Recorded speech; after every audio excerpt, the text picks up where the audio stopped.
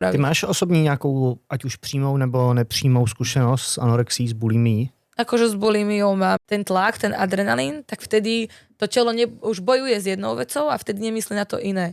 Hej, že pre mňa najväčší boj není ten boj v klietke, ale ten boj, ktorý každý deň mám so sebou, keď som sama, hej. Neviem, ako to má niekto iný, ale u mňa to je tým, že proste človek má strašné výčitky z jedla. Koľké baby mi píšu, že bože, že zvracajú, že majú anorexiu a pošlú mi fotky, jak majú kosti a potom tak plačem, že kurník, že toho je tak veľa, že nie som len ja viacej akože pracovať s tými ženami, lebo proste málo sa o tom hovorí. Ja keď som bola na strednej alebo na základnej škole, tak sme sa učili všetko, ale absolútne sme sa neučili o sebaláske, o nejakej tej sebahodnote. Ja si myslím, že strašne málo je toho. Ani presne o tom, ako milovať to svoje telo a neubližovať mu.